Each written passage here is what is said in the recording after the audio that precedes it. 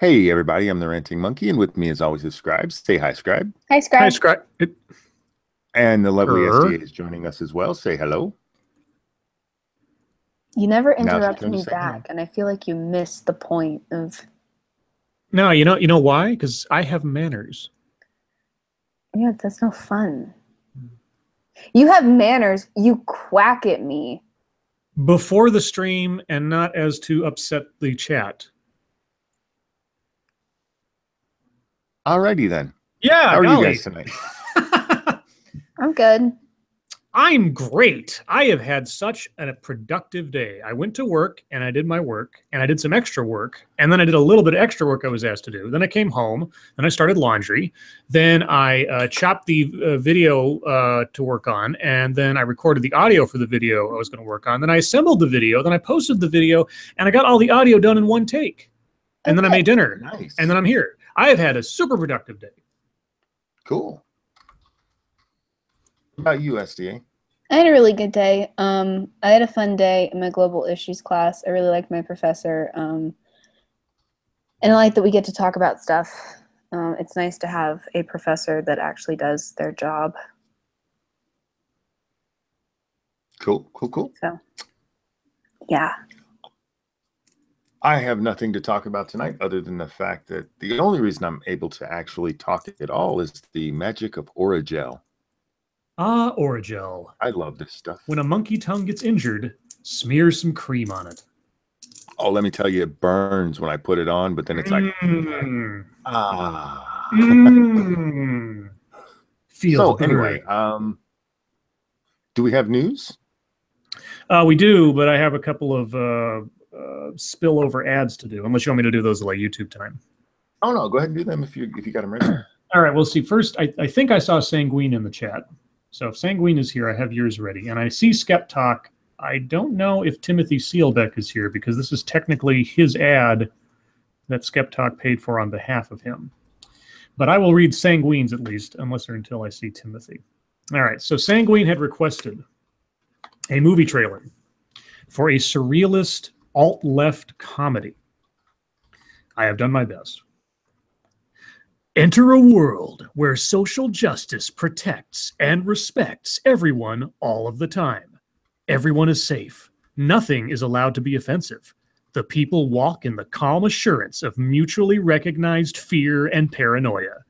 So how does such a society continue to justify its rules and regulations? This is the story of one man, his identity erased by the government, his purpose the most closely guarded secret on the planet. Placed in a room with a computer, with access to all social media, and a mandate to be the worst person possible, he alone creates purpose and meaning for a global ideology. Sanguine Productions brings you the most audacious comedy of all time, The Designated Agitator. Nicely done. There you go. And then the brief one for what Skeptalk paid for. He wanted Gay Mice with Gay Traps by Transco. Oh, right. All right. Oh no, you've got a mice problem. Worse than that, they're gay mice. Skeptalk Laboratories and Timothy Seelbeck Industries has the solution to all of your homosexual mouse problems. Introducing The Gay Mousetrap by Transco. Laced with the sense of beer and show tunes, gay mice will be unable to resist the lure of these completely humane and environmentally friendly traps. So say cheese for the Gay Mousetrap. I feel like gay mice would solve themselves. You would think they would breed themselves out of existence. And lastly, briefly, Shady Grin on Twitter today said something to the effect of, I wish I had donated last night. I wanted you to do an ad for a remake of The Sound of Music starring Helen Keller. And I let him know that I already had an idea for it, and no, he didn't have to pay anything because it's so bad that I wouldn't charge him. So, briefly, here it is. Return once again to the mountains of Germany and listen to The Sounds of Music, starring Helen Keller.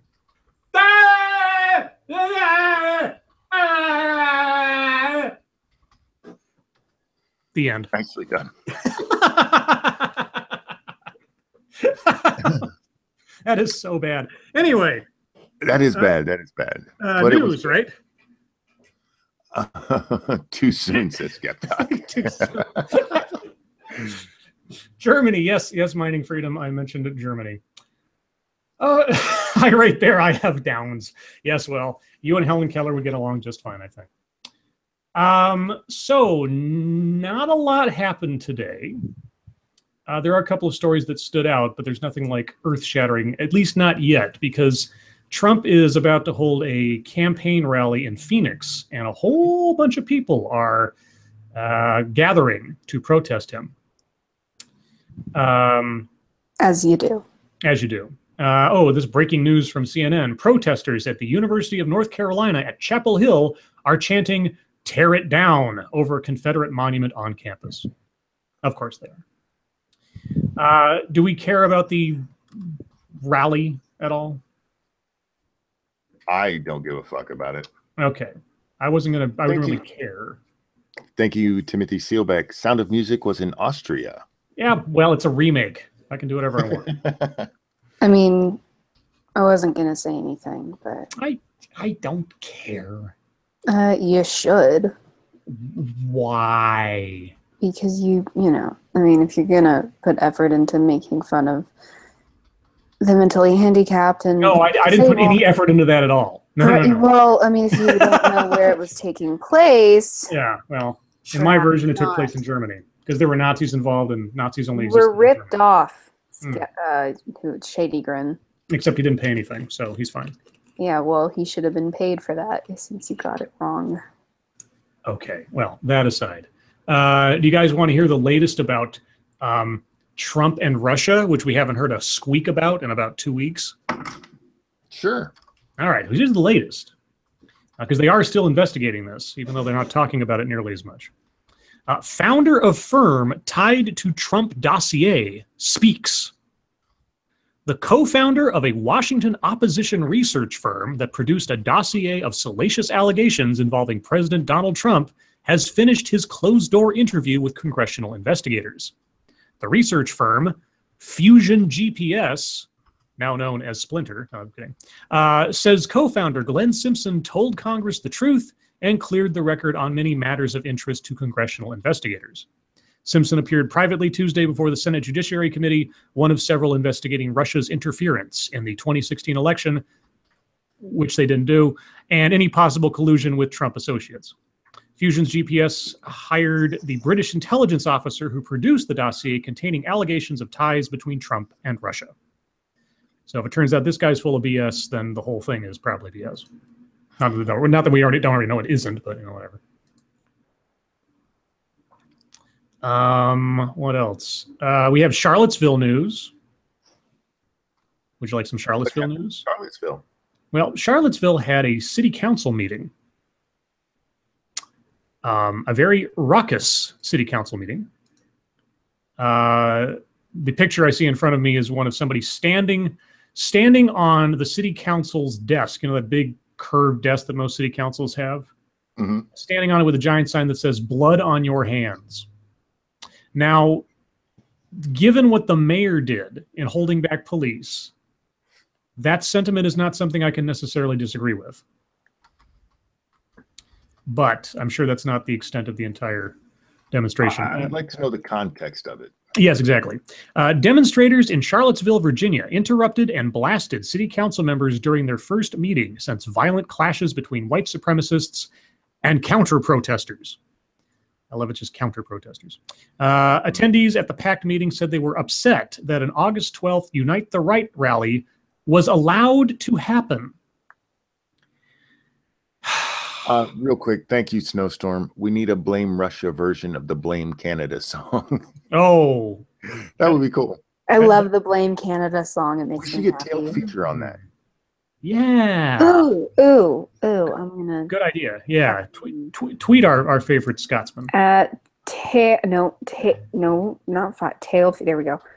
Make a Russian version of the Blame Canada song from Family Guy. South Park. That's not why. Read the tweet. It says South Park. Chill out. I can't read the tweet. I know things. Okay. Okay, back to the story. I'm sorry. Demonstrators stood on the dais and unfurled a large banner that read, "Blood on your hands." The meeting was briefly suspended. Speakers at the council meeting said police seemed to stand by as neo-Nazi marchers and other white nationalists demonstrated. What were they supposed to do? Yeah, if they were just demonstrating, that is their constitutional right. Many at the contentious meeting on Monday also urged the city to pull down the remaining Confederate monuments in Charlottesville, following the lead of Baltimore and other cities. Quote, "Why do these cities have more moral clarity than we do when we had a Nazi rally in our town?" one resident said. Moral clarity. Okay. A Virginia law prohibits cities and people from disturbing or interfering with monuments, a challenge that Charlottesville officials mentioned. But the city council voted unanimously to take the initial administrative steps to remove the statues of Robert E. Lee and Stonewall Jackson, Charlottesville Vice Mayor Wes Bellamy told CNN. The council also voted unanimously to drape the Confederate statues in black to mourn the lives lost during the August 12th rally, according to Charlottesville City Council member Kristen Zakos. Yeah, it was all the Confederate statues' fault that people died. That's right. Yeah. Go ahead. The reason people died there is because the counter protesters showed up to protest something that if they'd have just fucking ignored would have disappeared and nobody would have known or cared about it. And a helicopter crashed for possibly mechanical reasons. They haven't said yet, so. I saw another story yesterday that actually linked those two deaths to the protest again. I was like, are you guys fucking kidding? How? Thank you, Sanguine. I have never heard a fear of leftist violence called moral clarity before. Yeah, well, there you go. The world we live in. Did we do Monkey Dick yet? No, we didn't. Monkey Dick, Jim Jones, movies. Smash that like button, guys. Oh, and later when we get to YouTube time, the stream from last night got several comments suggesting, suggesting better terms for pussy Jews. Oh, sweet. Okay. So I will read them off when we get to YouTube time, just as a preview for anybody in the chat who's curious. And I will read the names of the people who said them as well, so you can't hide. Gives you a reason to stick around, guys. Exactly. Let's see. Then they review the death with the car crash. Let's see. Emotions ran raw during the meeting that spanned for hours, with many chastising the city council and the police department. At one point, the meeting was suspended as the crowd was, quote, called to order. Mayor Mike Seiner said people who spoke out without being recognized would be removed. Would you call the authorities on them, Mike Seiner? What's the alternative, Seiner asks, for everyone to shout and scream? One woman had already been told she would be removed because of her outburst. The crowd started chanting, "Let her speak, let her speak." At that point, the council suspended the meeting and the members left the chamber. When the meeting resumed, speakers one after another berated the council members for not heeding community concerns before the rally. Quote, "How many times did we say this shit was going to happen?" one speaker asked. City officials said they had tried force the... I'm going to read it as it's written. Everybody take a shot who's doing the game. City officials said they had tried force the Unite the Right rally out of downtown Charlottesville. Tried to. The matter was taken to court with the ACLU representing the organizer of Unite the Right as the group fought the city's attempt to revoke its permit to gather at a downtown Charlottesville park. U.S. District Court Judge Glenn Conrad rejected the city's revocation. Okay. But the explanation that a federal judge had forced the city to allow the rally didn't placate people who gathered at city council because they don't understand how the First Amendment works. Quote, "Why did you approve it in the first place?" a person in the audience asked. "Because you don't understand how the First Amendment works." "What are you going to do when they come back?" asked another. Probably grant the permit because that's how the First Amendment works. What is wrong with you people? Thank you, Falcon Millennial. About the helicopter, NTSB said it was mech. They give us all a bad name. Yeah, it's amazing how regressives know the First Amendment assembly clause when it's for them. Yeah. But when it's for anybody else, suddenly they forget it. I love how they were demanding, let her speak, when the government tried to shut this person down. And yet somehow it eludes them that her right to speak is everyone else's right to speak. For fuck's anyway. I could go on, but I won't. Yeah. And the last story that I have, at least at hand, that was big news today. Real quick, wait. Oh, yeah. I got it. Okay, you go. I absolutely believe that the city has blood on their hands here, but not because they granted that permit. It's because they did not have a police presence there to keep back the counter protesters. In fact, they told them, as far as the reports that I've seen, maybe they're inaccurate, but the reports that I've seen say that the police were told to stand down. Yeah, that the New York Times reported that. Yeah. Thank you, Cryptic. Sad. In China, people died for free speech. In America, people kill to stop free speech. Interesting point. Always want what you don't have, I guess. It's just really getting scary to me how far they're pushing the drive to stop free speech. It's fucking getting worrisome. And free speech itself is becoming a buzzword for racism or something. Right, Yeah. which is even more, which is even scarier and even more ridiculous because, the fact that we have freedom of speech allowed us to at least legally overcome racism and overcome bigotry. And it's what allows us to pass ideas around, and ultimately usually good ideas. And it's what allows us to combat bad ideas. That's the point. Thank you, Snowstorm. I said that the other night. Yeah. I've been saying it for a little while now. Free speech is my drum that I beat. Let's see. Well, real quick, this was the big news otherwise today, that Missouri governor stays execution of convicted killer amid new DNA evidence. And you want to talk about the 11th hour. This guy was scheduled to be executed tomorrow at 7 p.m. A newly created board will review the case of a convicted murderer after Missouri Governor Eric Greitens issued a stay of execution on Tuesday in light of new DNA evidence. A sentence of death is the ultimate permanent punishment, Greitens said in a statement. To carry out the death penalty, the people of Missouri must have confidence in the judgment of guilt. In light of new information, I am appointing a board of inquiry in this case. The execution of Marcellus Williams, 48, had been scheduled for Tuesday evening. His attorney said that DNA evidence unavailable during his 2001 trial proved his innocence.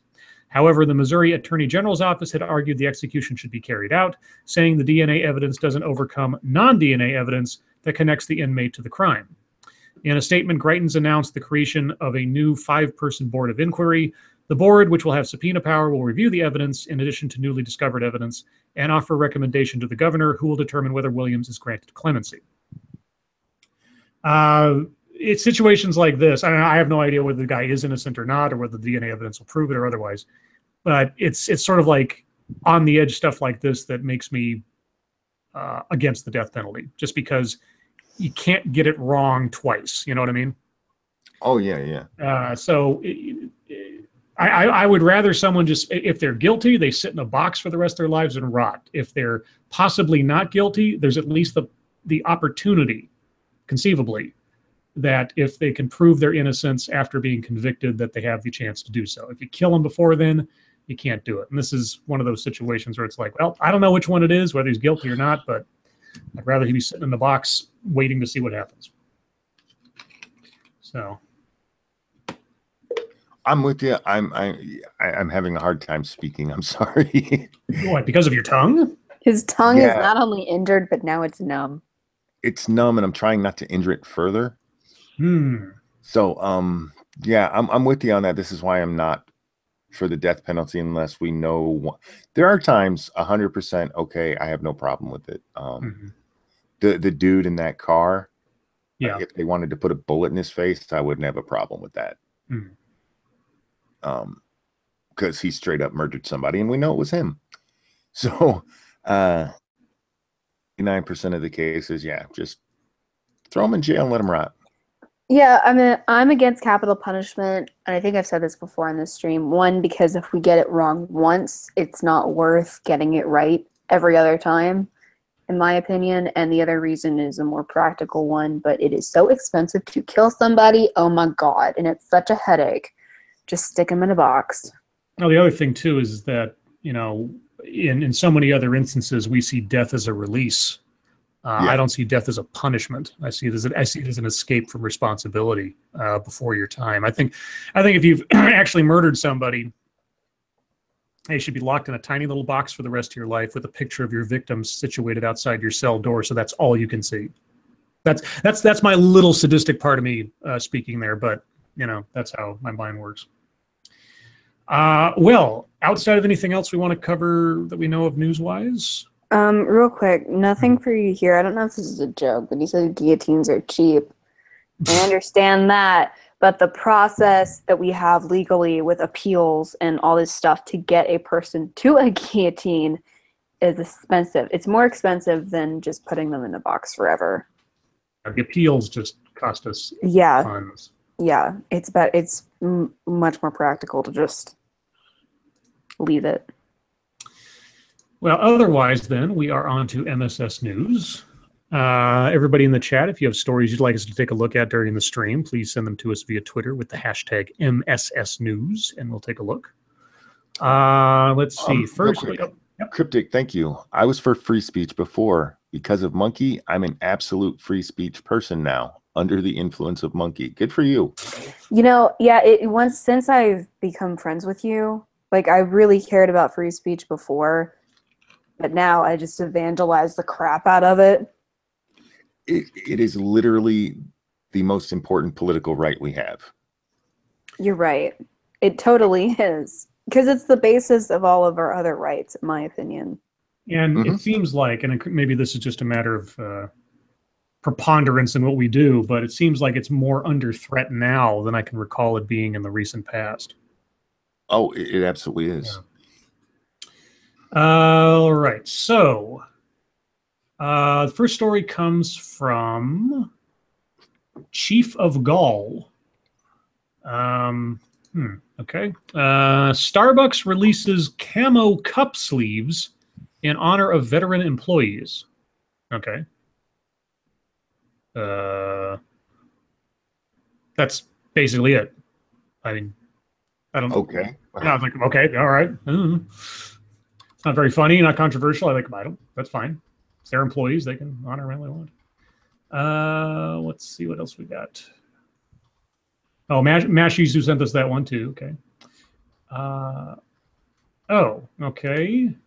Yeah, I read something about this the other day on, I think it was The Root or IO9, but this also comes from Chieftain of Gaul, and I think I saw somebody else posted it. I don't know how to say this right exactly. Lakeith Stanfield explains why Netflix's new Death Note film isn't whitewashing. And for those of you that aren't familiar with Death Note, it is a Japanese manga that was turned into an anime film and series, I think, that deals with a kid who ends up getting a book that if he writes someone's name down in it and a method of death, then that person will die by that method, and he turns into like a little demigod, but he's actually serving a sort of a god of death in the process of doing that. It's a very complicated story, but of course it was originally a Japanese property, and now that Netflix has decided to do a take on it, they made the characters, American and white, I believe, for the most part, at least the main one. So the director, I think it is going to tell us why it isn't whitewashing. And just for reference, if it matters, the director is black. On August 25th, Netflix is releasing its adaptation of the best-selling Japanese manga and anime series Death Note, about a sociopath who is granted a magical book by a Grim Reaper. Any one person's name. How about anyone's name? He writes down in the book. Any person's name makes sense. Any one person's name? Yeah. A little awkward. He writes down in the book will die in the exact manner he prescribes, as he uses the book to kill criminals. An eccentric genius investigator who goes by L starts hunting him down. Netflix's live-action version of the story, directed by Adam Wingard. Oh, wait. Then who's Lakeith Stanfield? Okay. Maybe I got mixed up about who the director is. So the Death Note has a black hero. Oh, the investigator is played by him, I guess? Okay, I'm confused. I haven't seen the thing yet, obviously. Let's see. Directed by Adam Wingard, The Guest, Your Next, is set in Seattle, Washington. Oh, boy. And it isn't nearly as intrigue-focused as the original series. Its public reception has certainly been controversial. As early as 2012, Death Note drew ire when rumors of its predominantly white casting surfaced. It's the latest film to come under fire for reinterpreting Asian characters with white actors, after Ghost in the Shell, Dragon Ball Evolution, and Doctor Strange. Doctor Strange. But aren't Asians white now? Doctor Strange? Who is Doctor Strange? The ancient Isn't that one. the ancient Celtic lady was supposed yeah, to be well, the Asian lady? Yeah, well, they did that in order to avoid dwelling on, Asian stereotypes of the wise old man on the mountain with a Fu Manchu mustache. If they actually went by the comic book, they would have gotten heat for that. There was no winning in that one. Well, and what Tilda Swinton, that's who played her, right? Mm-hmm. Yeah. Said, she was like, well, I thought it was interesting because it's a wise old woman and whatever. And they were like, yeah, but should have been an old Asian man so that we could have been upset about that, like you said. Yeah, exactly. So I have a oh, sorry. Thank you so much. I have a family member currently incarcerated, and while he's not getting the death penalty, it's going to take years of investigation before sentencing them. Point being, capital punishment isn't immediate, and plus appeals equal taxes. Yep. And I got a couple more real fast. Freshinator 2. Whitewashing has nothing to do with race. These people pushing this whitewashing is racist thing are complete morons. And New Fate 26. Finally able to catch a stream. Usually I'm at work, so this is a street. I'm assuming that's a treat. This is a street. God damn it. Yeah, we're on Monkey Street. You guys are cute. I've jumped down to the part where thank you so much, guys. I've jumped down to the part where they asked the actor who's playing the investigator, I misspoke, about the whitewashing thing. With your work in Get Out, Atlanta, and Jay-Z's Moonlight video, you're participating in works with a lot of poignant social commentary. Do you see Death Note as having its own social commentary? What are your thoughts about the whitewashing criticisms? I think Death Note presents social commentary on things like morality and mortality, questions of justice and whose right it is to be the arbiter of life and death, these kinds of big discussions that we've had for centuries. As far as the issue of whitewashing, I think it's a fundamental misunderstanding, especially when applied to this film in particular, because this film takes place in Seattle, in America, so it makes sense that the cast reflects American demographics. There is an Asian American character in the film. If people would go out and see it, they would realize that. But the idea that we should turn the whole cast into a Japanese cast just doesn't fit the demographics of America, and that's the reason it didn't happen. It's not because we were trying to make a conscious decision to not cast, at least this is my opinion. I'm not the person in charge of it. Well, there you go. I have a question here.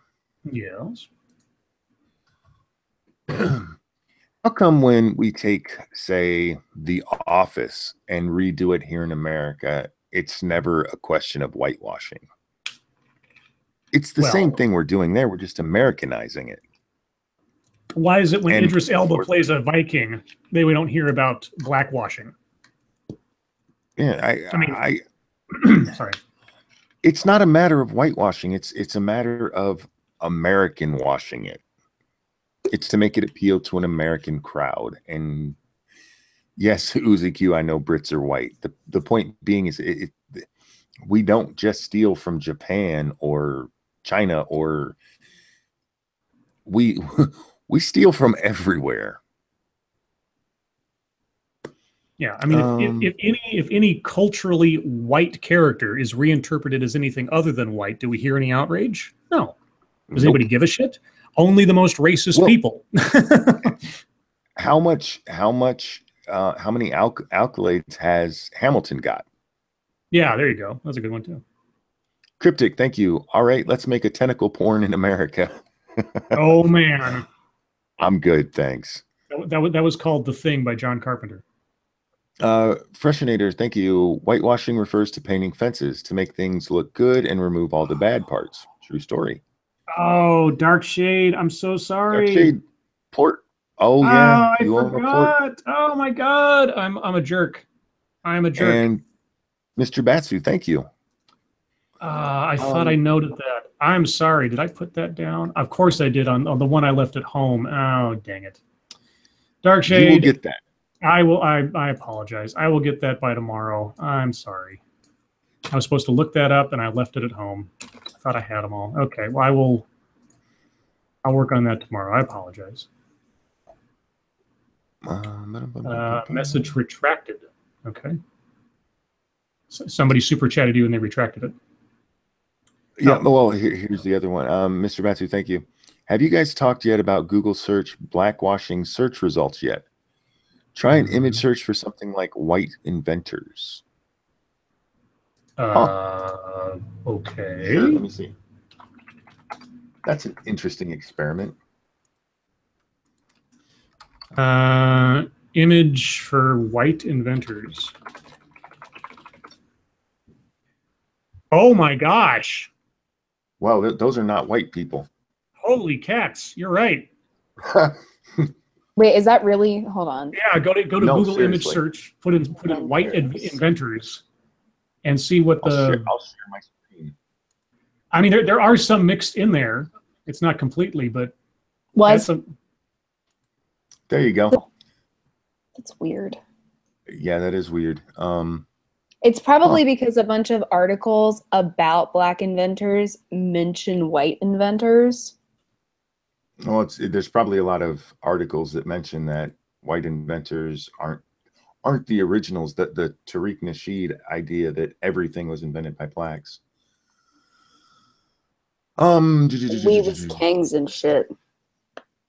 Thank you, Sanguine. Everywhere steals from everywhere. Just look at all the Shakespeare adaptations. Very good point. Dark Shade, thank you. I'm not mad, Scribelight. I'm just disappointed. I'm sorry. I will get it. I'll get it tomorrow. I'm sorry. He will get it for you. Yes, I will work on it as soon as the stream's done. Or if, we get into deep topic time and Monkey goes on a rant for 10 minutes, then I'll work on it then. I don't know if I have a 10-minute rant in my tongue. Yeah, that's true too. We'll see. Let's see what else we got in MSS News. Holy cow! Chief of Gaul has just inundated us today. Sweet. Trying to find something that looks funny though, because we talked about the baby powder cancer thing. What's this? Okay, how about this one? This is from Chief of Gaul. Nude photos of Tiger Woods, Lindsey Vonn, and others remain up after legal threats. Okay. Naked pictures of Tiger Woods. Tiger Woods has threatened to sue a celebrity smut site and the as yet unidentified person who stole and leaked nude photos of ex-girlfriend Lindsey Vonn and a full frontal image of the pro golfer. Oh, dear God. Ooh, really? Looks as if that threat is not yet getting the job done. As of 9:30 a.m. Pacific Time Tuesday, photos and a video of Vonn, the photo of Woods, and dozens of shots of additional victims, Miley Cyrus, Kristen Stewart, Catherine McPhee, and Stella Maxwell, remained live on a website that was cited by TMZ in its Monday report of the breach and the legal threat. Olympic medalist Vonn's phone was the one that was compromised, not Tiger's. Okay, said TMZ, which also reported McPhee had sent a similar legal threat to the website, which features hardcore sex ads supporting its naked celebrity images. They haven't named the site, of course. Why would you want to see Tiger Woods naked? You're female. Meet your female or you're gay, I guess. Affable Sage, thank you. Japanese people love when people appropriate their culture, dummies.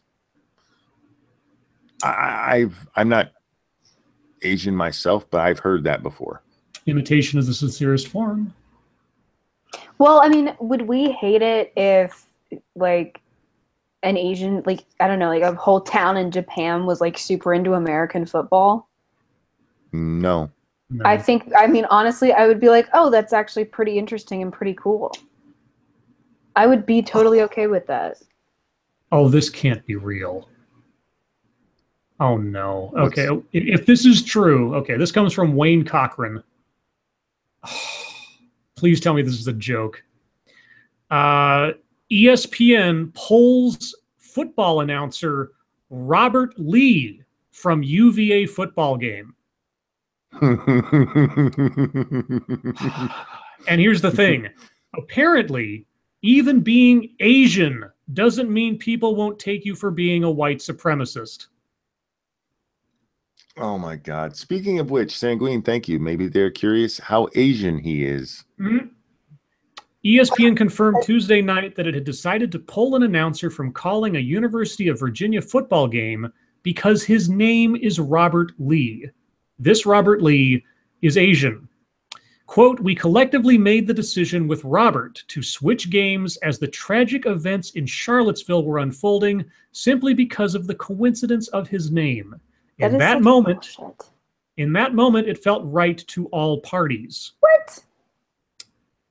That is so stupid. He can't help that he's named that. Honestly, like, here's the thing. Even if you hate Robert E. Lee, whatever, that's fine. You have to stop somewhere and start being a rational human being again and not act like everybody who shares that probably fairly common name is an absolute piece of shit, because that's just ridiculous. I have no words for this stupidity. Falcon Millennial, thank you. Remember, every other country appropriated the airplane and helicopter. Give us your shit back, bitches. Mm-hmm. How is Lee spelled? Is it L-E-E? Yeah, just L-E-E. Yeah, Robert Lee. That's it. Oh, thank you, Freshinator. The image search for inventors is an example of Google whitewashing because they see a lack of diversity as a bad thing. They certainly seem to. But how the hell does Einstein not show up in one of the, or at least Einstein, did Einstein invent anything? He wasn't an inventor. He was a mathematician. Scientist. I meant Edison. Oh, okay, sure. Yeah, Edison for sure. Marconi maybe. Lenny Stanfield, hello, Monkey, Scribe, and SDA. Just wanted to say hi, and that some people are irrational idiots. Yeah, we'll get to one of them later. Hi, Lenny. Question time. Sanguine, Bruce Lee and Jet Li are clearly KKK members. And finally, Cryptic, thank you. See, guys, I told you the Asians were next. Well, they are white. Well, they are in sociology because they get criticized for being, quote unquote, the model minority because they blend in and assimilate to cultures, and that's very model minority of them. Let's see. This next one comes from Signal Boost. It's a Florida man. Very brief Florida man story with, okay, that is an ugly haircut and a possibly misshapen head. But I will tweet this out in a moment. Florida man steals truck, busted watching eclipse through welder's mask. A Florida man allegedly stole a pickup truck and was being followed by sheriff's deputies when he pulled into a parking lot, donned a welder's mask, and started watching the eclipse. That's when the law rolled up and quickly made its presence known. The Orange County Intrepid Auto Theft Unit arrested Hoskin, I don't know, Feliciano Rosado, 22, while he was standing by the stolen vehicle in a parking lot viewing the eclipse. He never saw them coming. Ha ha ha ha. But take a look at this this mugshot that I've just put in the chat. This Oh my God. I know. It's just Florida. Florida is just the place to be for nutballs. He's happy. He's happy, or he's doing that sort of like threatening grin that monkeys do. We don't do that. That's a lie. I know. Let's see what else we got. How did they know he was there? Yeah, well, I mean, it wasn't. I don't think Florida didn't have the eclipse all the way. It didn't hit totality or anything. No, but I mean, he stole a car. Mm-hmm. They were following him. Okay. All It's right. in the story. They were following him, and he just pulled off to the side of the road to watch the eclipse all of a sudden. So, Oh, I missed that part. I'm sorry. yeah. Okay. This one comes from Eric the Driver, or just Driver, as his name is now on Twitter. Bride and groom caught up in downtown Edmonton barroom brawl. And there's a video. Quote, the most absurd thing I've ever seen in my life is how a witness described a barroom brawl at a downtown Edmonton drinking establishment over the weekend. Matt Machado told Global News that he was with two friends at Denizen Hall when a bizarre fight involving a bride, a groom, and a wedding party broke out at around 10 p.m. on Saturday night. It was the most, yeah, okay. Had there not been a photo of it, nobody would have believed us that this story took place. The groom or the best man or whoever is in a headlock by security. The bride is on top, just swinging away. There's people trying to break it up. There's people trying to get into it, and it's just carnage. And you got pictures of like the bride with her hands behind her back, handcuffed, and cops there. And nice. Yeah. So over what? I don't know. It doesn't say. Probably just being drunk and stupid. Their honeymoon will be in jail. Yeah, there you go. Yay. They'll have conjugal visits just to consummate their marriage. They'll have sex, just not with each other. Oh, yuck. And how about one more before we get to YouTube-ish time? Yeah. Okay, this one comes from Shady Grin. Okay, I think this is Brown University. Yeah, Brown University. Okay, Brown hiring students to fundraise for illegal immigrants. So they're paying students to fundraise for. Brown University will soon hire a student to help lead the school's DACA Student Initiative, a program launched as an explicit response to the Trump presidency. Well, if you're DACA, you have options, I thought, unless I'm missing something. Well, there's still the yearly fee you have to pay. The new hire will serve as a campus resource and advocate for illegal immigrants while helping to fundraise for events pertaining to the DACA community. The school's new undocumented DACA undergraduate programmer, that's the job title, will be paid more than $10 an hour to help lead the school's undocumented DACA student initiative, which was launched as an explicit response to Donald Trump's presidency, right? Indeed, a university press release on the initiative admits that, quote, in light of the Trump presidency, the school launched the Undocumented Student Initiative to institutionalize resources for affected students last semester. The initiative itself was formed in response to demands from the Brown Immigrants' Right Coalition, BIRC, an unofficially recognized student organization whose activism is, quote, based on the idea that no human being is illegal unless you are here illegally. You're not illegal for being a human being. You're illegal for being in a country where you don't belong. We say illegal immigrant the same way we say rapist. It's the crime you did, dumbass. Further, Burke's activism, quote, led to Brown's decision to consider undocumented and DACA students as domestic applicants, according to the Undocumented Student Initiative's website. The initiative's programs and collaborators provide access to counseling, legal support, financial advising, and create a space for the experience of each student, while its staff offers one-on-one advice and referral.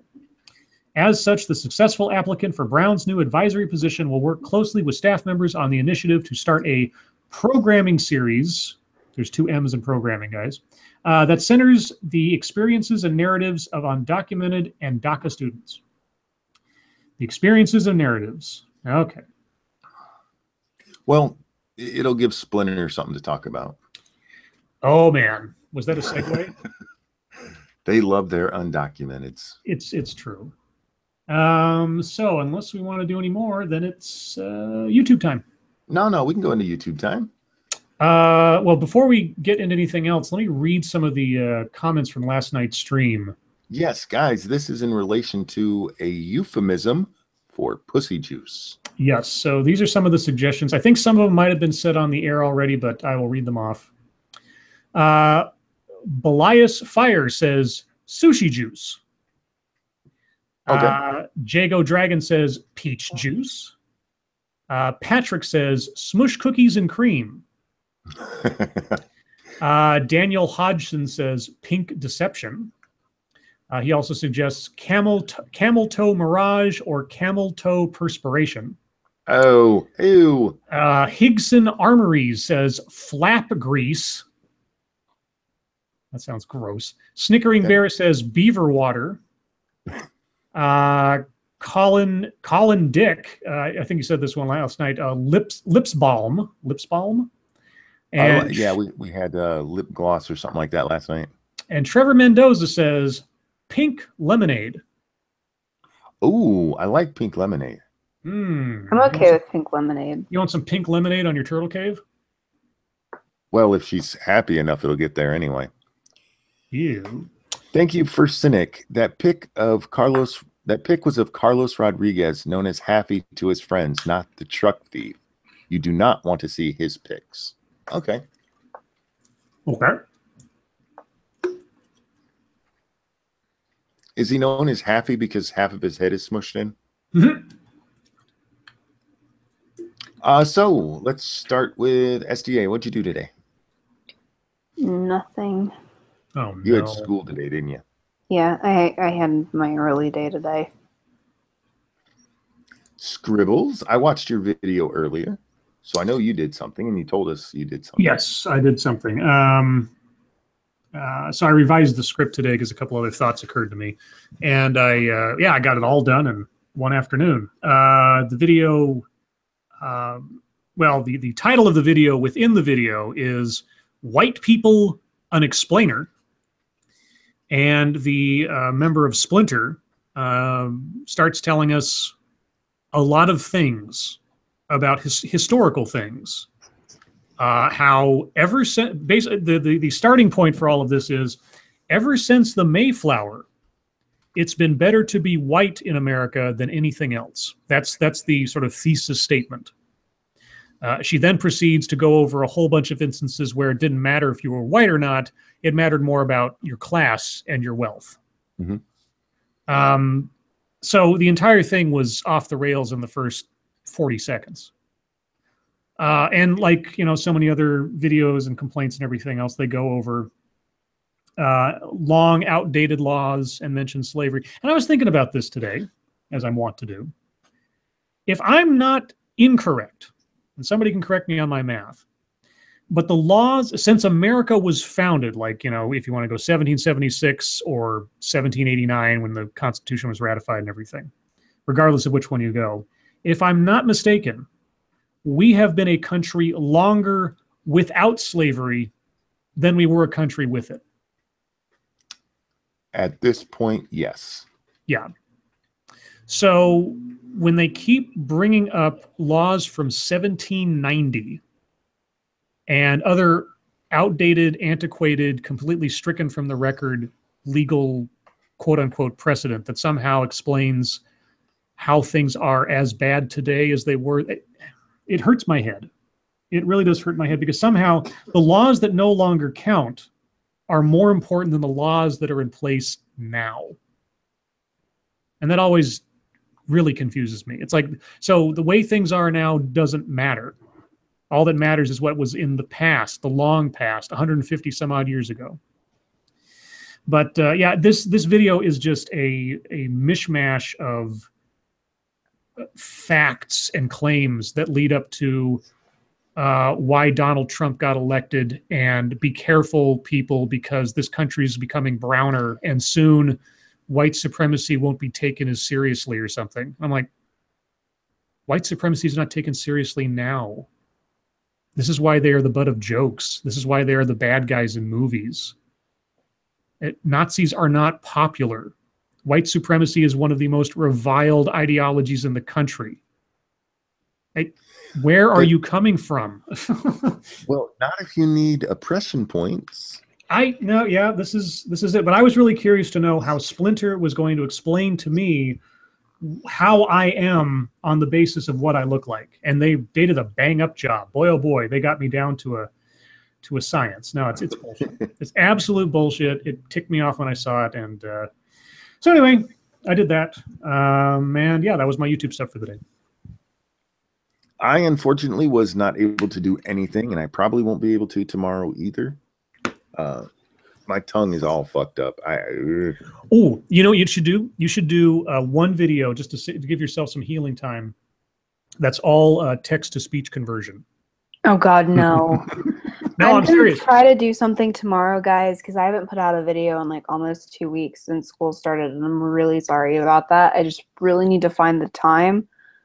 But I'm gonna try my best to get something out tomorrow. See, this is driving me nuts. I hate going this long, and tomorrow is my day that I usually sit down and at least get one done. And yeah, I'm pretty sure I won't be able to. No, I'm not happy with how long it's been since I made a video. But it just always takes me a week or two to adjust when I go back to school, and especially now with this, because the time that I would normally have to make videos, I'm talking to you guys. So I should do a guest video for you, Monkey. You should. Yeah, maybe I'll do that tomorrow. I'll do a little guest video for you and send it off. I'll think about that. Watch it be his worst video ever. Oh, thanks. Sanguine, thank you. But if they had to go by current law rather than those struck from the books 52 to 152 years ago, they couldn't cry oppression. Exactly. Oppression points. Yep. Cryptic. Oldest current republic democracy today. Fuck them. Yeah. Do a video in sign language. I don't think that would be very good because I remember very few letters and only one gesture. Oh, or you can do like what's his name, and just do cue cards that show off what you want to say. Just like 3x5s with the things written down and like really sad music in the background. Yeah, the ones where like the kids are like, I was going to kill myself and so I did. And then like that's the last thing that they put up before they like hang themselves and drink bleach. Yeah, exactly. Do it like that. That can be your face reveal video, your suicide video. Yeah. And then draw a little face on your hand, like you make your hand talk, and then put a noose around your wrist and hang your hand. Oh, sorry to hear that, Bloodwing. Bloodwing says I may not get anything out this week. My cousin's husband died yesterday on her birthday. So yeah, shit. That's fucked up. Sorry to hear that, bud. I mean, like at least it's a nice even number though. Oh God. Oh my God. What? You did not just say that. Well, then you're exactly like, this old. No, I'm just saying it would suck to like want to get to say 50 and like then you're 49 in like 2 months. Or something, and like you didn't quite get there. At least this way you got all the way there.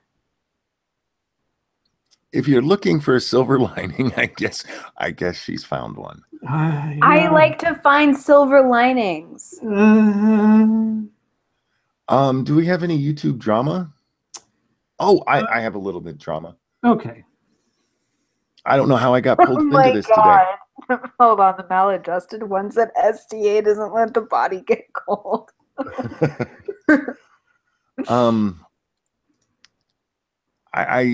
My wife asked me, she said, what's an ANCAP? Like, it's an anarchist capitalist. Oh, she didn't. Wait, who? I thought the woman died. Now I'm confused. Who died? No, her husband died. Yes. On his birthday or on her birthday? On her birthday. Oh, that's like way worse. Never mind. Silver lining gone. Now your birthday's going to remind you of when your husband died. I'm so sorry, Bloodwing. It sucks. Thank you, Sanguine. Damn, you turned a sad message into Blood being a gay West Virginian with his husband. Husband. Oh no. Husband. One day SDA will likely have a husband. She's down south. Way down south. Anyway, the reason she asked me what ANCAP was because somebody on YouTube or on Twitter was accusing me of being one because they mistaked me for Naked Ape, which is insulting to both of us, really. But when he was called out on it, instead of just admitting his mistake, the dude like freaked out and then blocked me, even though I didn't say anything to him. He later apologized, but for like 6 hours, I was like, I didn't know what the hell was going on. It was making me laugh, but I didn't understand. But yeah, trashed me pretty good. Called me a undoomed wannabe. Ooh. Undoomed wannabe. Yeah. You don't call people morons in your videos, though. I do. I'm just, you know what? Because of him, I don't call people fucking morons as much as I used to in real life. Mm-hmm. Copyright. Yeah. But yeah, so that's the only drama I know is going on.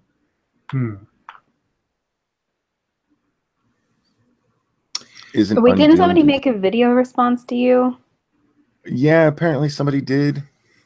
There was a guy in the chat earlier, mentioned it a couple of times.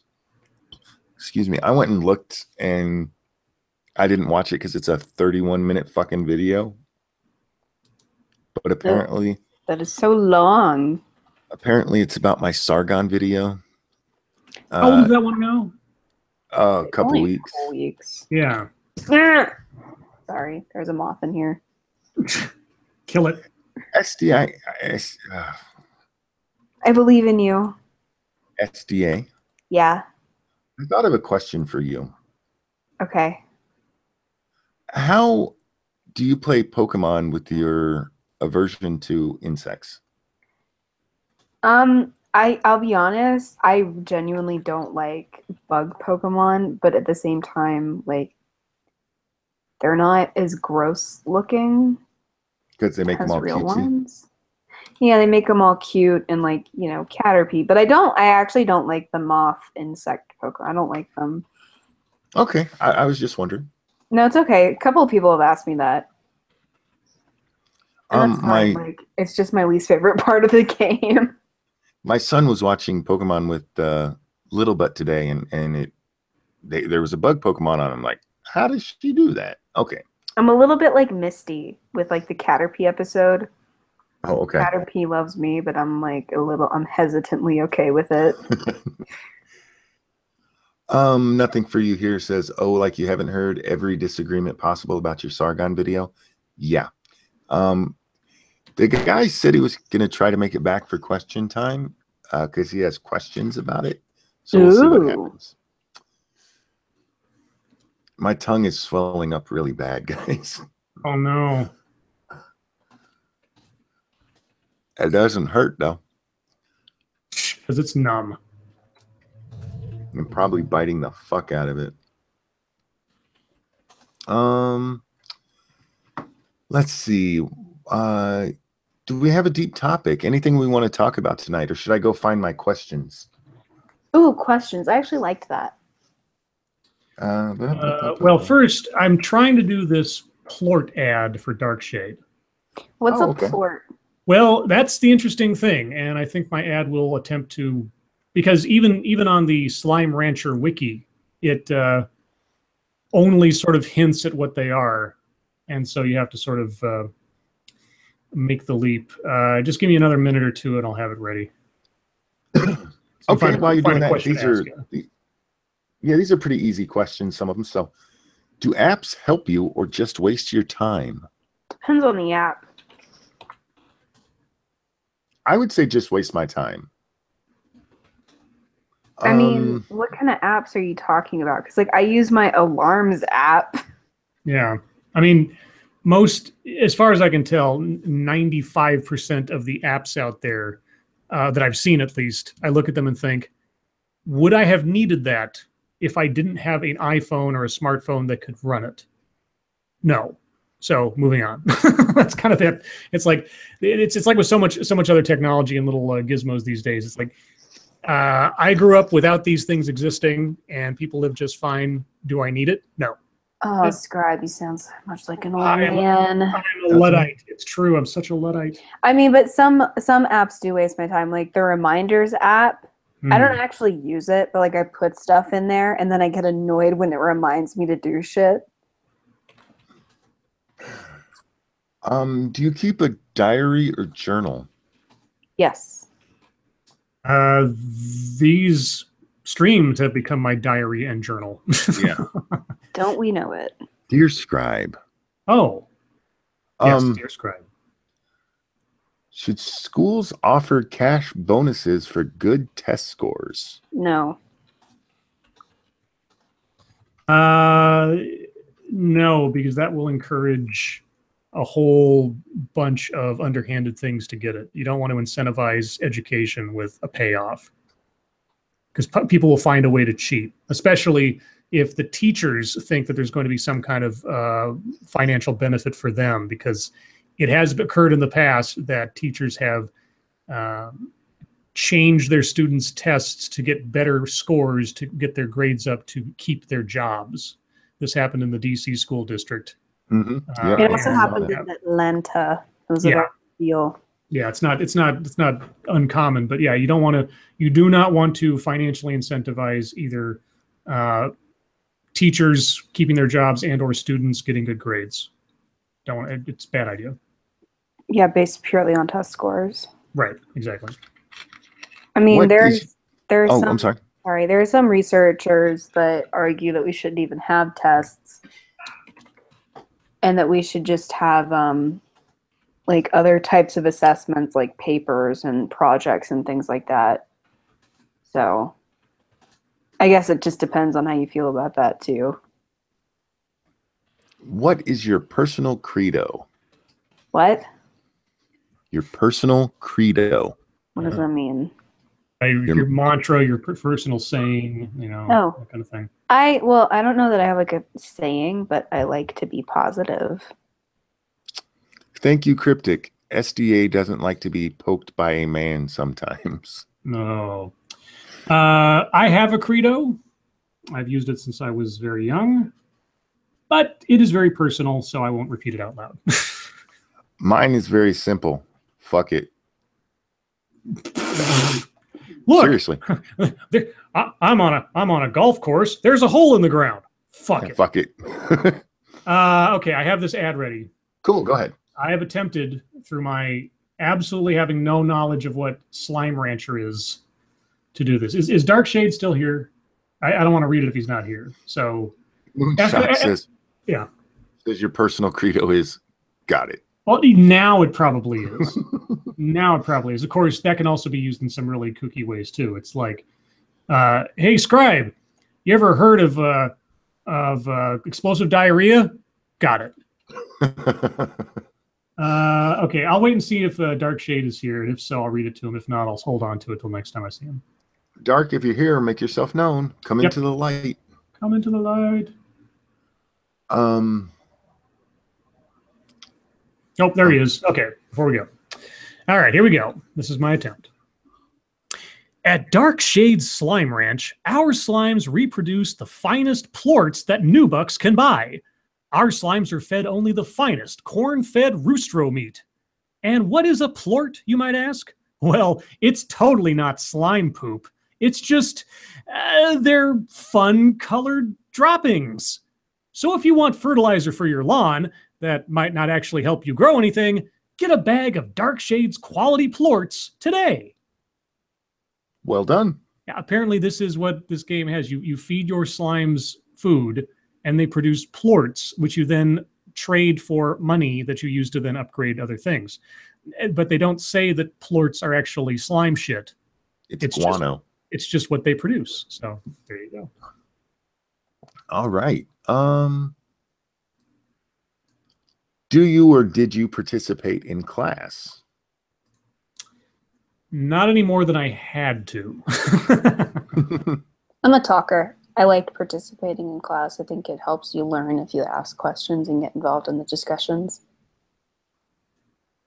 I did. I just like to annoy my teachers.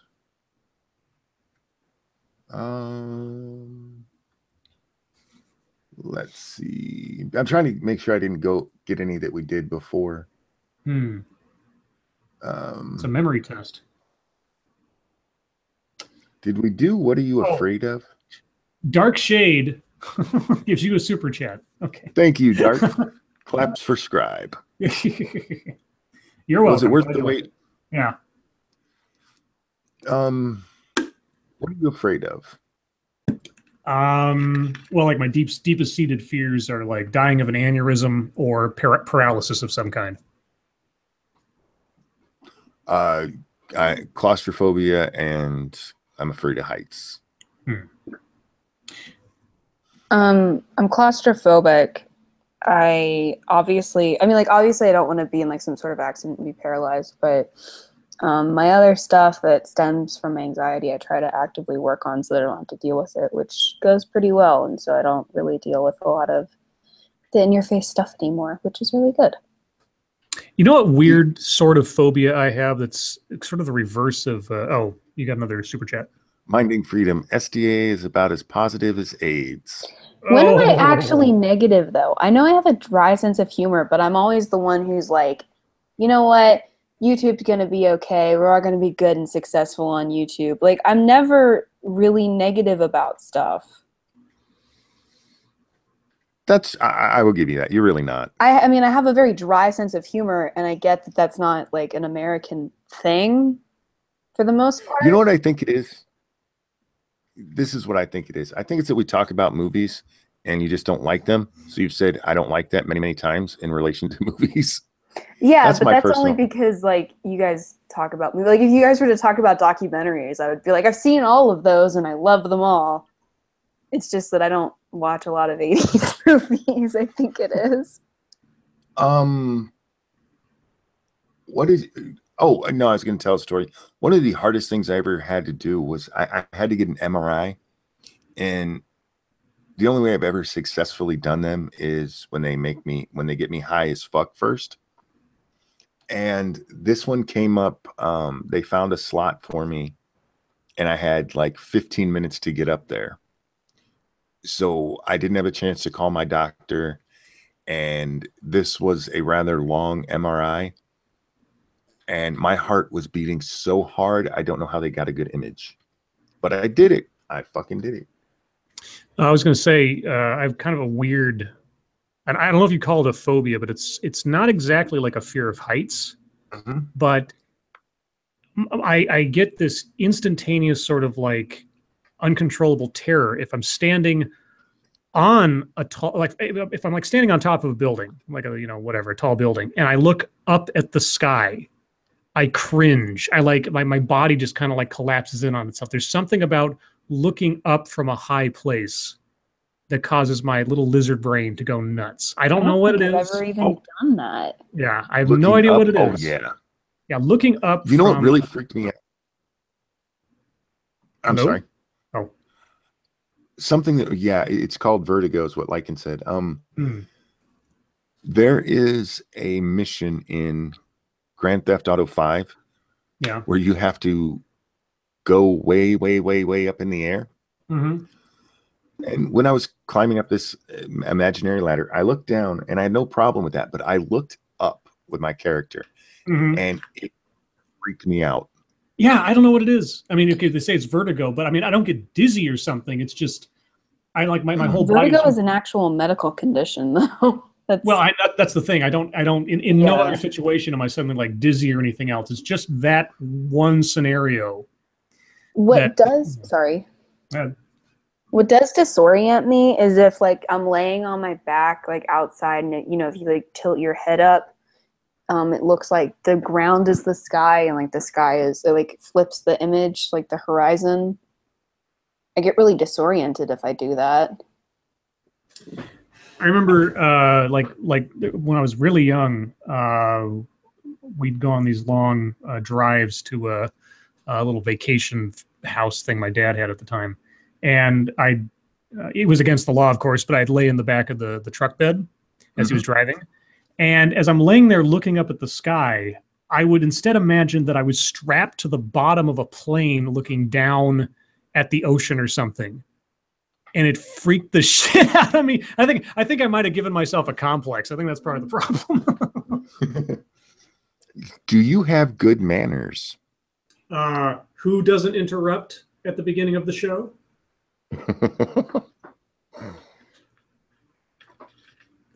SDA, do you have good manners? Any answer I give to that, Scribe's just gonna make a joke out of it, so I'm not even gonna say anything. I actually have excellent manners. Mhm. I don't display them all the time, but I would do very well in like a very proper setting. Whoa, who popped? Me? Oh, are you giving us kisses? No, just making noises. Calm yourself. Oh, okay. Don't get pink lemonade everywhere. Okay. What about you? Do you have good manners, Scribe? Yes. I mean, I was. My mother is a manners maven, let's say, and my father was very particular in how we behaved in public. So I had drilled into me pretty quick when I was a kid to be prim, proper, and otherwise. I wouldn't say that I know which fork is the salad fork and which fork is the dinner fork necessarily. Small fork's the salad fork. I was just Anyway, it was an analogy, not necessarily literally. Anyway, but yes, I'm a well-behaved, mannerly person. Uzi Q asks if I say ma'am and sir, and yes, I do. Part of that is manners, and part of that is the fact that I can't remember people's names. Doesn't everybody do that though? No. Oh, I thought that was just a thing that people did. Okay, real quick. I saw a version of this story earlier today, but somebody just sent me one about with a piece of information I didn't know. Rumor has it, as they say, Martin Scorsese is reportedly working on a Joker origin story movie. Oh, God. Martin Scorsese. Now, hold on. Produced. Oh, not necessarily directed by, but produced. The project won't feature Jared Leto. Well, thank God for small favors. Okay, and I said it on Twitter, but if they do a Joker origin story, all they should do is take the flashback portions of The Killing Joke and turn that into a movie and do nothing else. But they won't. It's, well, I don't know. Anyway, we'll see. Did you see the story about the Han Solo movie? Yeah, so there was an actor, I forget his name, but he was in The Wire, and they he had a part in the film, and then they had to do reshoots because Ron Howard came in, and the whole tempo and course of the story of the movie changed. And they said to the guy, they said, "Hey, you got to come back and do some reshoots of your character." And he's like, "Well, I can't. I'm in Africa doing this movie." And they're like, "Oh, well, we can't use what you've already filmed in the new narrative, so we're just going to cut you out of the movie." And it sounds completely reasonable, all things considered, but it's got to suck for that guy to like, "Oh, I was in Star Wars, now I'm not." That makes me wonder, though. How do you have a character that you can that easily cut out of the film? Well, conceivably, he wasn't a vital part of the story in the first place. So, conceivably. And apparently this decision was made a couple of months ago, so we're just finding out about it now. But Ron Howard, for all you can say else about him, he's been put in an incredibly ridiculous situation. He has to still hit a release date that was in place with the guys who were doing it for 6 months prior to him. And now he's got to pick up a project that was already 6 months in the can and still work on the same release date with less time than the original people had. Yeah. Thank you, Cryptic. Heath Ledger and Mark Hamill are the only Jokers. Oh, come on. What about Cesar Romero? Cesar Romero, come on. Come on. Yeah, Cesar Romero was great. Have you ever been sexually harassed? Yeah. Yes, but not like in a workplace environment kind of thing. Like I've been physically touched in an unwanted fashion at parties before by both men and women. So in that sense, yes. Yeah, I'm a beautiful man. It happens. Do leaders have moral obligations? Well, they certainly should. Yeah, I mean, like, do and should are two different things. All leaders have moral obligations. It's just that not their morals don't necessarily coincide with those they're leading against. Yeah. I mean, yeah, all leaders have moral obligations, but yeah. Quill asks, seriously, no love for Nicholson's Joker. He was okay. I mean, Yeah. but when you compare him to, especially Ledger, he just fucking nailed it. Yeah. Cryptic, thank you. Fine, but he didn't shave for some of the episodes. That's true. Who cares? Whatever. He was Shouldn't still have to shave his the mustache. original. I always thought for a long time when I was a kid, I just thought he had a really big upper lip. I didn't understand that it was like, oh, he has a mustache. I didn't know. Do you shop at locally owned businesses? I try to actually, because I live near a county with a lot of development, and I live in a county that doesn't have a lot of it, and we go to a lot of we give a lot of our money to the developed county, and we've been trying more recently to give money to the county that we actually live in. So we're trying to do better about that, because why waste my tax dollars on a county that I don't live in? Scribbles, you walk everywhere, so I imagine you shop locally. Well, yeah, I mean, I shop locally, but the places that I frequent with any consistency, of course, are like corporate deals, like Starbucks. You know, so okay. I mean, they're, but like for the incidental things, like getting haircuts or getting my dry cleaning done or things like that, I try to go to places that are locally owned and not chain stores or something like that. The locally owned businesses here, because we're so far away from the closest, corporate store, gouge the fuck out of people. And this is something that doesn't get talked about with mom and pop shops. Our local grocer, not only are they expensive as fuck, but they don't maintain their food like they should. Oh, I once bought a pack of hot dogs, got home and noticed they had a green tint. Oh. Yeah. So I looked at the date and they were outdated by more than a month. Sorry, my tongue, 1 second. His tongue fell out. No, it's just, it hurts. Sorry, guys. Yeah. So I called the store and told them about it. And the guy who owns the store is the one who answered. Oh. Accused me of lying. Oh, of course. So I drove back up to the store and took him right to the place where I bought them from. And there were 3 more packages the same way. Yeah. After my call, he didn't even go look. So no, I try to shop at corporate stores. Yeah, I can understand that. I think maybe where I live, because there is corporate competition, we don't have that problem. Because it's not like you can just go somewhere else. So the prices are still fairly reasonable, and they tend to take care of their shit. But yeah, I can see why without corporate competition that could happen. Well, there used to be 3 grocery stores when we first moved here, and now there's just 1. So they have literally no competition. Are you a brand? Now I am. I would say so, yes.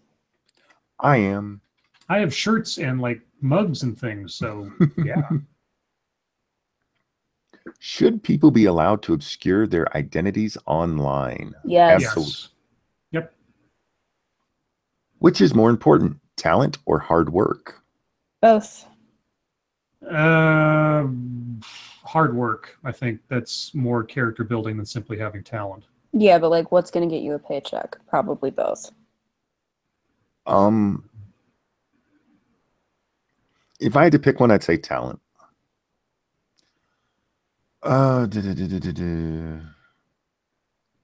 What? Okay. What time should Black Friday sales start? On fucking Friday. Which they don't, you know what? When we read Frostburn, so it starts off with them on Thanksgiving night going Black Friday shopping, and Bay was like, I might be confused, but I was under the impression that Black Friday didn't start until Friday. What happened? Why are they out shopping at midnight? And so I had to explain, like, over the past couple of years, they've just been moving Black Friday. Like, now it's just going to be Black Friday starting Monday. Having worked retail and done Black Friday before at a big mall, it's horrendous to have to open at 4 a.m. Or I should say, well, you have to get there at 4 a.m. to open at 6 or whatever it was. And I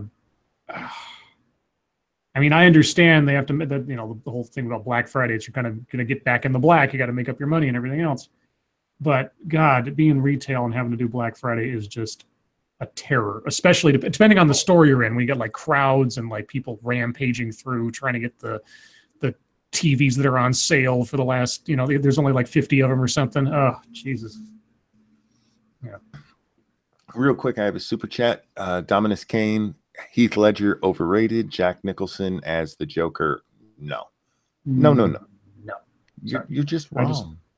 I respectfully disagree. You seem like a nice person, but you're wrong. You seem like a nice person, but you're Satan. I loved Black Friday. I really did. I loved the chaos of it. Oh, jeez. I did. When I ran the front of Walmart and being right in the center of all of those people was just fucking awesome. And luckily I have a very loud voice when I needed to be. So there were times where I would have to scream literally across 1,000 people so they could all hear me. And it was like, my people. It was fun. We actually will go out if we're home on Thanksgiving, like after we eat and all that, like right before the like an hour or so before the Black Friday sales start at Walmart, we'll like go in and just look at all the heathens that are just sitting there like mouth breathing over this fucking easy bake thing that's probably going to break tomorrow. And like if you get close to them, they almost like start to growl at you. And it's kind of funny. Like if they had those like flashy feathers, they would probably just be like displaying them everywhere. And I wish humans had traits like that because it would make Black Friday so much more amusing. The last Black Friday I worked, I was assigned to cleanup duty. We just were, me and a friend of mine, my best friend at the store, we had to go around and collect all the pallets and everything when they were emptied. So for like the first 3 hours we were there, we had nothing to do because the sale hadn't started yet. And there was this one station they had set up that was going down, I want to say it was the coffee aisle. And there were just these two guys sitting there. I don't even know what it was for. But they'd cordoned off like, 100 feet for this goddamn thing. Two guys. So we spent like 2 hours just chatting with them while the rest of the store was a fucking madhouse. Good Night, baby. Love you. night. Night, lovelies. I just had a thought. I just had a thought. Your first one? You should. Yeah, exactly. I'm smashing a bottle of champagne against him. You should have Lady Monkey do the audio for your next video as a replacement. I actually, she almost sat in for me tonight. Oh, well, yeah, you should do a video and cook up a script and have her read it or something. That would be so wasn't funny, for the like listening to Origel working, say the things that she'd have been here. Okay. I don't think she could swear like I do. Yeah, that's why I want to hear her do it. It would be so cute. Yeah, she would be like, listen. She'd be like, listen here, you dumb motherfucker. It'd be all adorable. I think I've only heard Lady Monkey say motherfucker once, and it was aimed at me. She called me a stupid motherfucker once. I can't imagine her saying that. No, it was cute. She can't pull it off. Cryptic, thank you. I pay to listen to Monkey's Walmart stories.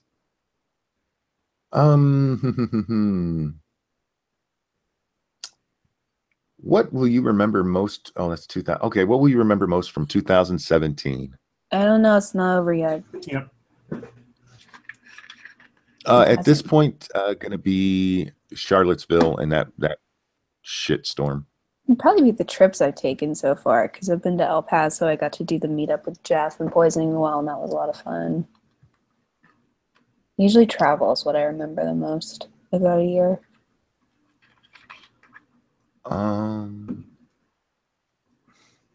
What things for? Oh, never mind. I can't say that. Not with my tongue the way it is. Oh God.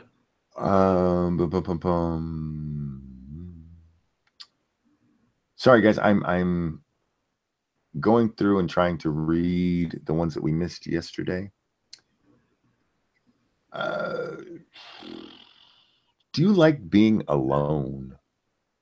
I'm an introvert, so I enjoy it. Yeah, I mean, I like people too, but I need my alone time to recharge. Generally, yes. I really do love being the center of attention. No. But I need to recharge. Just me. Mm-hmm. Just quiet time, a little bit is good. But a lot. Do you eat too quickly? Used to. So what? Do you eat too quickly? Oh. What's too quickly? I don't know. I don't linger too long on it, I guess. Maybe. I eat very fast.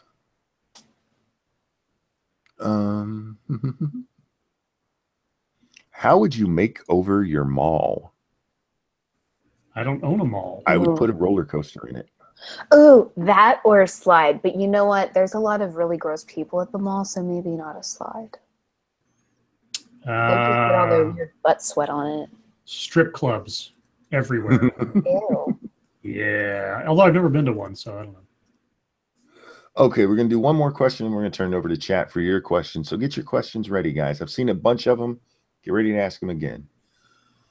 Where is the line between truth and fiction?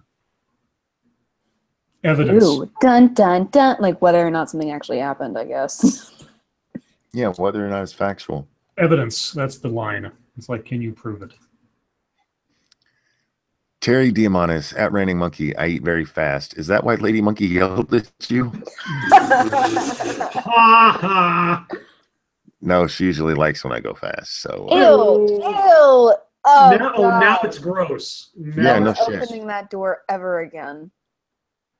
That Oh, door. SDA. Can I answer a question? no. No. Please? Yes, you can answer a question. SDA, favorite pony from My Little Pony. I really I have like 3. I like Twilight, Rarity, and Pinkie Pie. I feel like I'm a combination of all 3 of them, because if you get me excited enough, I would probably really be okay with having a party cannon. And I want a fainting couch, and I want to be rich enough to have 2 things. 1, never have to drive again, so I just have a guy for that. And number 2, I want to be rich enough to have a fainting couch in every room, including bathrooms, so that I can be dramatic. And the hallways, just in case I need to be dramatic while I'm going to somewhere else. My favorite pony is Stinky Hole. Scotch asked, why is Onision charging people to watch his videos? Probably because he's lost a lot of subs and viewers. Yep. If you make a career on YouTube and they pull the rug out from under you, well, it's not an assured paycheck, unfortunately. Snickering Bear says, damn you at all 3 of us. Why? What'd I do? Well, hang on. Because of you, today I dreamt that I tongue buttered my hot Asian cousin's turtle cake. Whoa! Gross! She's my uncle's stepdaughter, so it's not incest. Oh, Punisher, I love you. You just, SDA, you just need a chauffeur to follow you around carrying a fainting couch. Yes, I do. Just for all of my fainting couch needs. This comes from Joys of Sorrow at all 3 of us. If you ever had a movie made about you, what actor or actress would you like to play you? Denzel. Oh, no. Morgan Freeman. Because I like his voice. I think he could do me well. Gary Sinise. SDA wants it to be Ariel Winters. What? Yeah, exactly. Wait, what? What? If What did you there's just a say? movie made about you, who would you want to play you? Oh my god. Her face is crooked and I can't unsee it.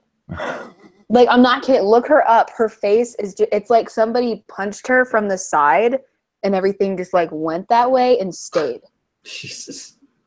It's true. It's not my fault. Well, do you have somebody you would like to play you? I don't know. Nobody's good enough. Oh, okay. Oh, wow. Just me. I think Scribe should play you in the movie. There Ooh, you I like go. that even better. Favorite Alex- princess between Celestia and Luna? I like Cadence. Sorry, go ahead. Alex asks, what era of history do y'all find most interesting? I like the ancient world.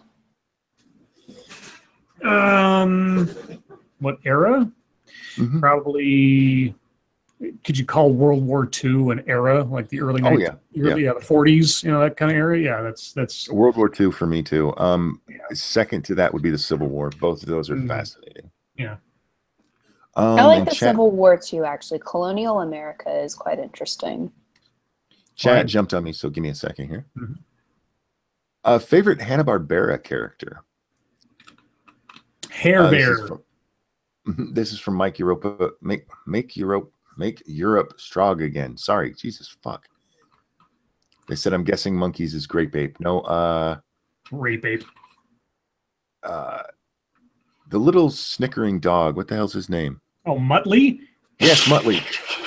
I love Muttley. There's a dog named Muttley that's so cute. You got to hear him laugh. It's great. Least threatening movie monster. Oh, Godzilla 1997. Definitely the Loch Ness Monster from that one movie that came out when I was a kid about the kid riding the Loch Ness Monster. Harry from Harry and the Hendersons. Mmm. Good Ew, one. or the hand from the Addams Family. What was it called? Thing. Thing, yeah. Him? No, that was definitely a dude hand. For sure. For sure, Same- for sure. No.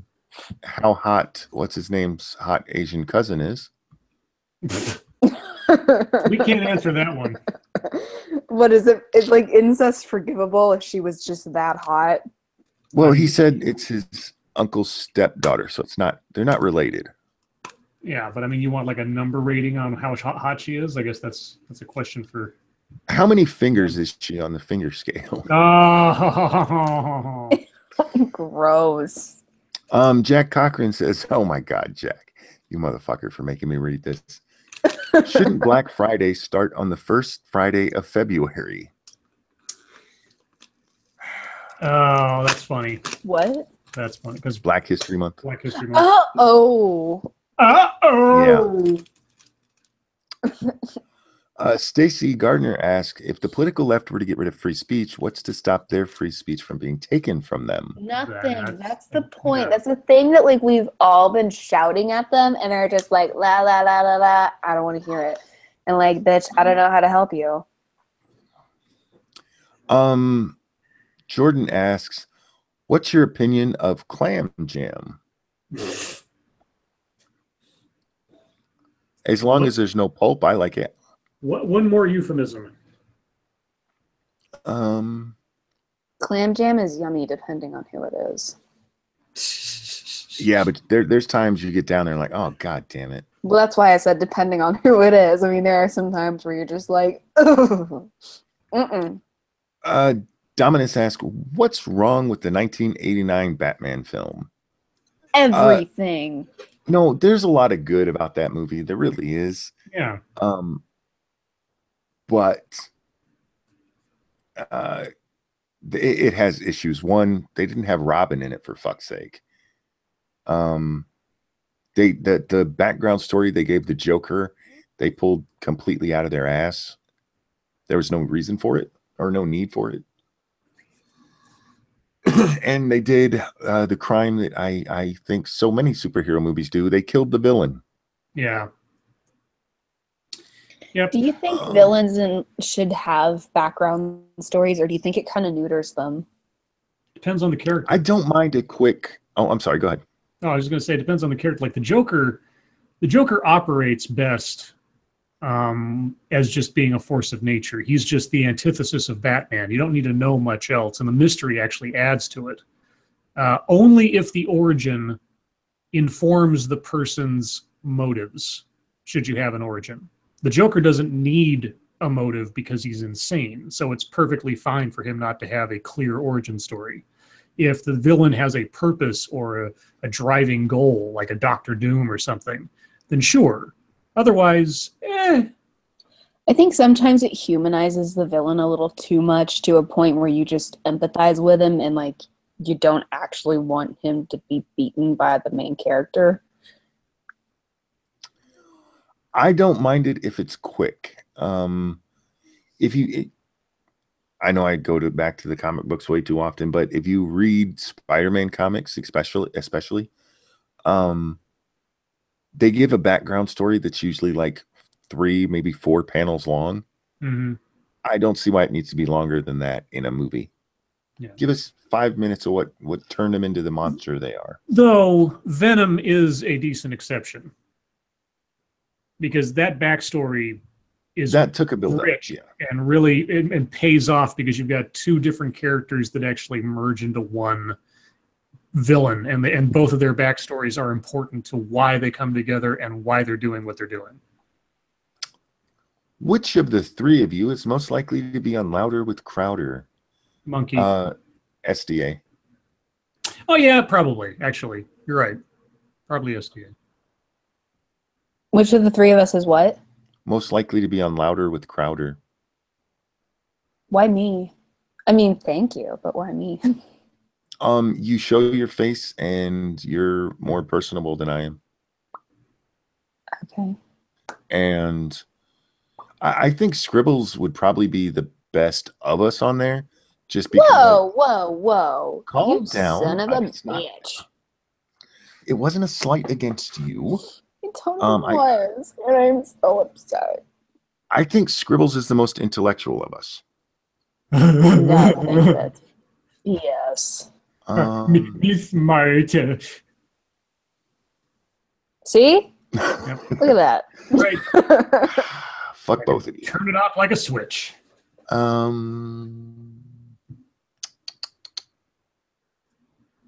The fuck you say, Robin? You know Batman and Robin was terrible. I actually like Batman and Robin.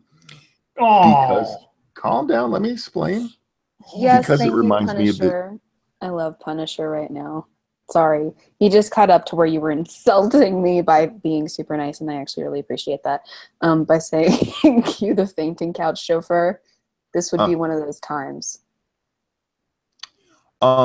As for Batman and Robin, it was a throwback to the 60s show. And if you think of it that way, it's actually really great. It is so campy. It's like the 60s show. It really is. Yeah, I guess.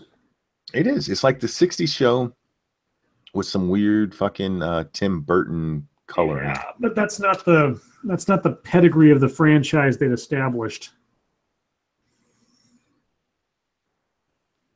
Not to say that Joel Schumacher didn't fuck it up with Batman Forever to begin with, but whatever.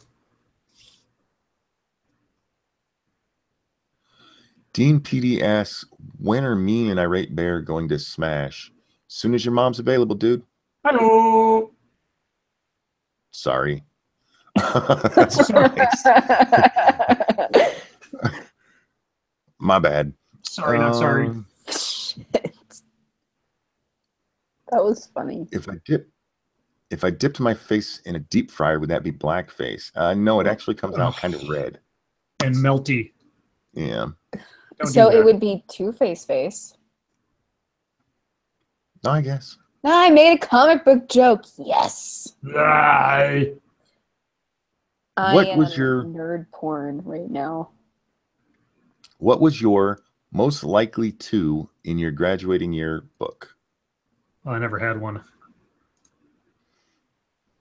I didn't have one, but if I did, probably it would have been most likely to have sex.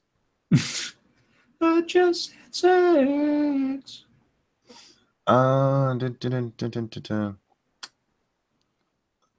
Sorry, guys, scrolling through, trying to see. Should George Clooney play Batman again? Never again. No. Didn't he have the nipple stuff? Yes. Yeah. And chat just jumped on me again. God damn it.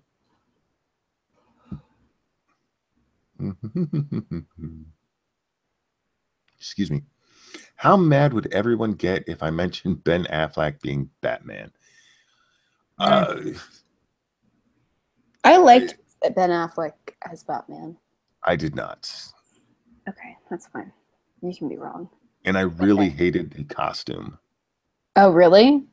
Yeah. Was it too? I think it's people were saying it's because it's too Iron Man like. Well, that's part of it. I mean, they went very. I'm not even talking about his Superman fighting suit. I mean, just his regular Batman suit. Oh, right. They were different. I totally forgot about that. Sorry. His chin rests on his boobies, and that's not Batman. Wait, what? Look how thick his chest is. Like that. Oh, God. Hold on. They tried to make him look way too buff. His chin is on his boobies. Oh my God, it is. I can't unsee that. That is so weird. Why'd they do that? Any movie that you can say were so bad it's good. Oh, tons of them. There's a lot of movies like that. Ooh, ticked off trannies with knives. Never seen it. Ernest Goes to Camp is so bad it's good. The original Police Academy, so bad it's good. Revenge of the Nerds. Scribbles, you with us? Yep. What's a movie that's so bad it's good? Titanic. Oh. I only like Titanic for the ship sinking. Yeah. I love the part where he like falls off. And does it actually ding in the movie, or am I just doing that in my head? Is there like ding? an audible, huh? What do you mean? Talking about? When the guy falls off the boat and like, hits the propeller and then like cartwheels. Oh. Is there an audible like ding in the movie, or am I just doing that? Am I adding that? I don't remember. I don't know either, because like every time I think about it, like there's a sound, but I don't know if that's me being awful or apparently it does. There is an actual thing. If you won $700 million, what would you do? Ooh, okay. So Bay and I really want to have like houses right next to each other with like an underground tunnel. So first of all, I'd hire her, get her here, and then we build that. I would start a charitable foundation that would look for the most promising research in curing diseases and treating such things, and I would travel the world looking for worthy places to invest the money and give it all away before I died. I would spend it on midget hookers. I love $700 million $1 midget hookers. I would have fun every day. Oh Lord. What movie do you like that everybody else thinks is terrible? Batman and Robin. Yeah, no shit. Frozen. Movie that I like that everyone else thinks is terrible. God, I don't know. I like a lot of movies. I really need to like take pictures of my collection sometime and show you just how confusing it can be when somebody asks, "What's the best worst movie you've seen?" or, "What's the most obscure movie that you've ever loved?" or something. It's like, I'll have to think about that one. That's a tough order. Who sings your theme song? Well, Joey Pecoraro composed my theme song. Fort Minor. There you go. Remember the name, bitches. Remember the name. Wanted Dead or Alive or Gunsmoke? Are you talking about the TV shows? Or the... I'm guessing so. I don't think he's comparing the Bon Jovi song to the TV show. Have Gun Will Travel. That's my answer. Lanny Stanfield said SDA Scrivener is great. I've been looking into getting it. I've been looking into getting it for a long time. I have been looking at several programs. I asked Spunky about it, and he was like, just spend the money. Just do it. Just do it. And I was like, I don't know. It's a lot of money. And he was like, just do it. And I was like, I don't know. He was like, just do it. And I did it. And I'm so glad I did it. Scrivener is an awesome fucking program. It really is. Listen to the monkey. It saved my life. It's a testimonial. You can cut that out, by the way. I'm okay with that. My favorite part of it is that I use it basically as a word processor. And when I close it, it saves right where I was. Yeah. And the other thing is that if you're in school, which I am, it has formats for all of the major styles. So like APA, MLA, Chicago. I don't have to do any kind of formatting or worry about anything. I can just write a paper, put in the things, and it'll literally just do everything for me when I export it. It's perfect. I've been looking at it, and a writer group I was a part of, somebody popped up and said, AppSumo has it on sale for $10. I'm like, no way.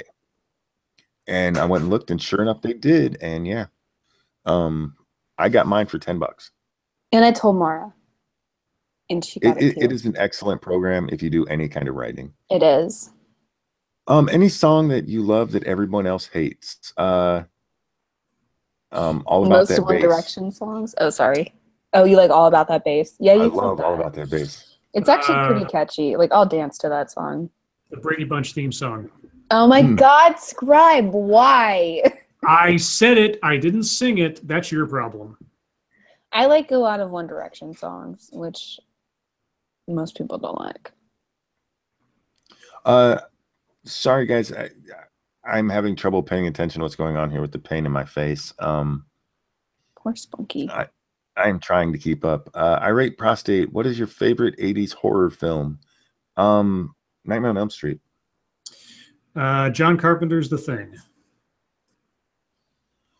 Favorite 80s horror movie? The first one I watched was Friday the 13th. The first one? Yeah, the first 80s horror. Actually, you know what? That was the very first horror movie I ever watched. I was asked the original movie. Yeah, but it was the very first horror movie I saw.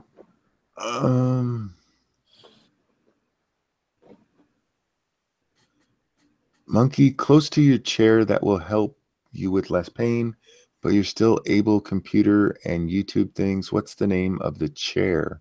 The chair? Oh, for your like regular pain. Sorry.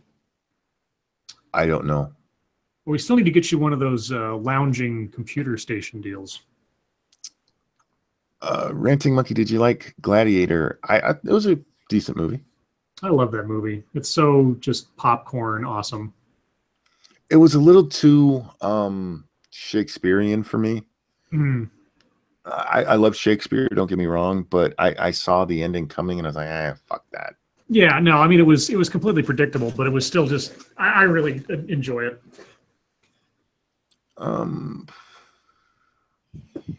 Just a reminder, guys, Friday is my anniversary. I will still be streaming. I'm gonna try to have Lady Monkey here with me. Yay! That was like so in sync. People are gonna think it was practiced. In sync. Bye. I want it that way. No. You stupid shit. It's the wrong What? group. I don't care. They're all the same. How many films do you think you have? Oh God! Dominic says he can beat your number. Oh, that's a bold claim, given that you don't know how many I've got. I have not inventoried all the VHS tapes and all the DVDs I have packed away, so I'll have to get back to you on that one. Thank you, Timothy Sealbeck. Watch Postmodern Jukebox's version. The older of the two is best of All About That Bass. I'll check it out. Oh, yeah, I've seen that. Thoughts on Con Air? That movie was awesome. That was a fun movie. So bad, but so good. Yeah. The Nicolas Cage with the mullet. Cyrus the Virus. I couldn't believe John Malkovich signed on to do that movie. I mean, I just think of him as such a high-end actor that he did Con Air. I think it's just great. God, I'm trying to remember the first time I saw Malkovich. The first time I ever noticed him was in The Line of Fire with Clint Eastwood, where he played the assassin. I'm trying to think of the movie that I saw him in, and I can't remember it. So I'm looking it up. You guys keep talking. Read chat. Hey, chat. What's going on? Ranting Monkey, yes or no? Judas Priest. Yeah, same here. Yeah. Let's see.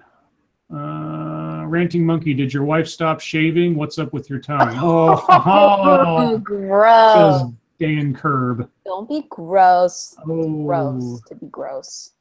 Sanguine says, what would your opinion be if there was a horror movie where the protagonist was a criminal and you didn't see until the end the big bad was actually a gritty comic book hero / anti-hero?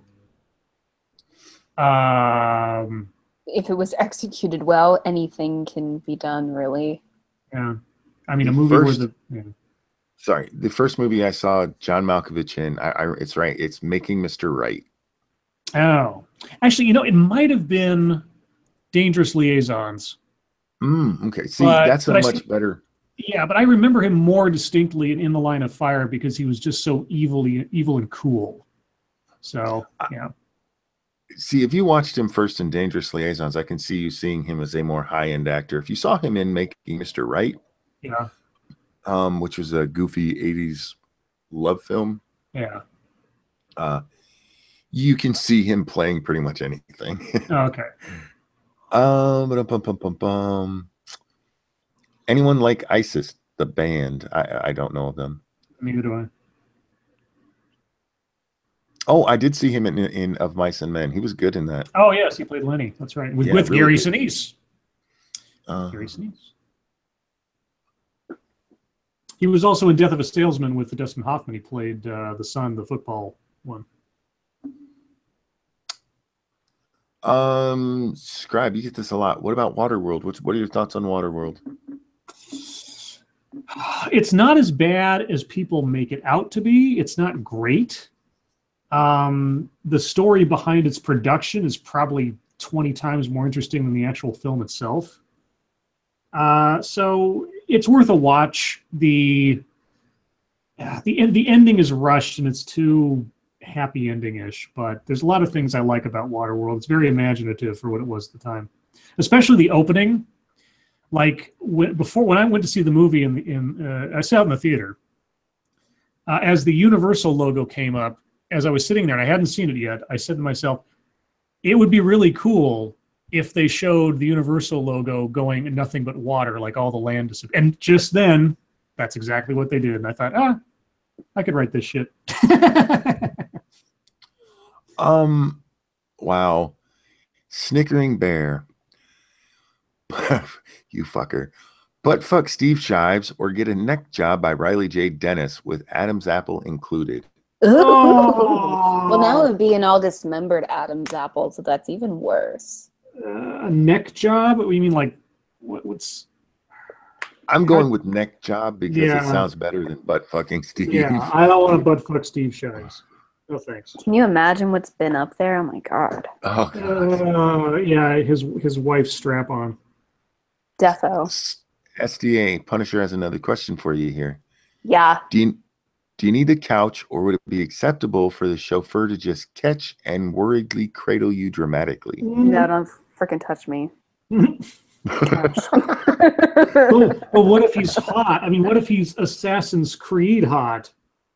Assassin's Creed. Well, Assassin's Creed wasn't bad looking, but no, like if you're gonna be an attractive male, catering to my every whim is not gonna work. No, it's not attractive. Do we have any programming notes? Well, tomorrow we're on SDA's channel. Yes. I will hopefully have a video out tomorrow. I'm really gonna try. Again, I'm sorry, it just takes me a couple weeks to get back into the swing of school and balancing everything. So let's see. Thursday, our guest will be Clashing Ideals. I may be a little late to that. Okay. Lady Monkey has to go into the office, and I have Grand Monkey, so we'll see what happens there. Okay. I will do my best to be here on time. Monkey, you slacker. And I think it's a matter of maybe if Sunday we're going to do the Running Scared stream. At this point, I'm good to go if you are. Okay. Well, then, barring something else coming up, Sunday at noon Pacific, 3 p.m. Eastern, we will be doing Running Scared on Monkey's channel right here. Mm-hmm.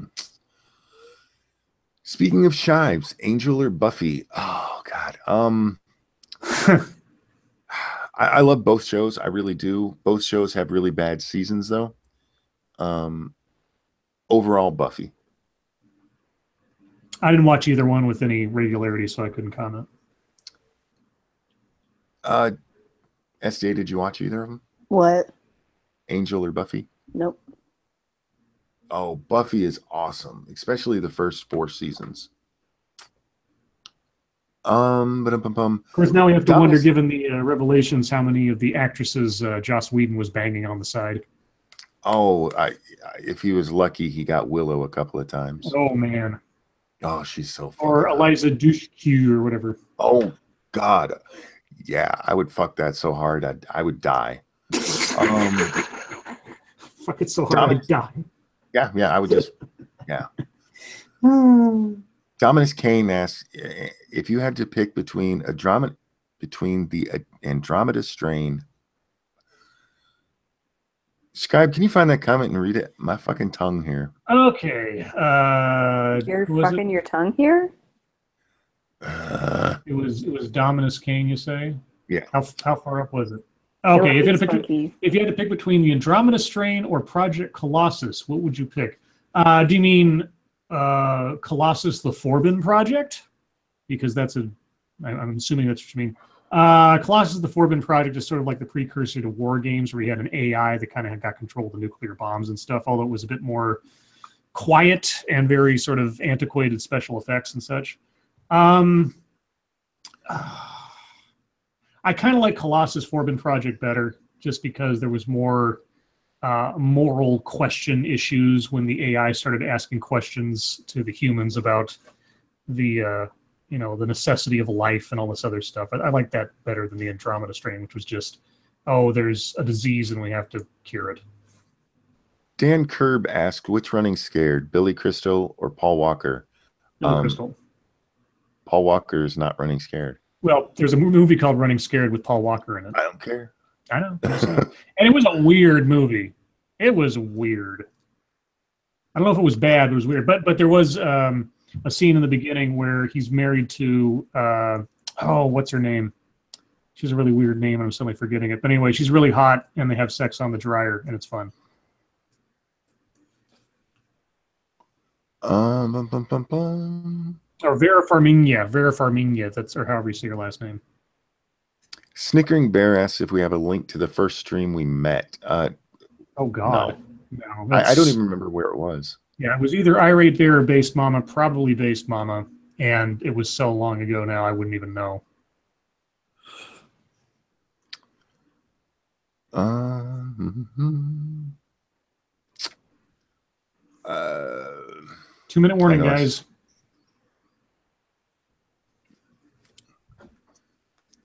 Yeah, we're gonna. Oh, make Europe strong again. Scribelight, do you like the 2011 The Thing? No. No, because, partially because there's just so many continuity errors in it within their own movie. But also because the people who made it decided it was wise to overlay all of the practical effects these guys had worked on with CGI. Bad CGI. And it is a crime against the spirit of the original movie, at the very least, that they did that. But besides that, the movie itself there was too many characters. You didn't care about any of them. They weren't developed. I didn't care about whether they lived or died as I watched. So, yeah. And guys, that's where we're going to wrap it up, because with my tongue, this is going to take me a while to get right. Chat, thank you so much for coming. Thank you for the super chats. Thank you for your participation. Thank you for always showing up. You guys are awesome. Moderators, thank you for everything you do. Love every one of you in chat. Tomorrow we are on SDA's channel. If you have a question and we didn't get to it, bring it there. SDA Scribe, a pleasure as always. Guys, your life makes me sad. We'll see you next time. Bye. Bye, guys.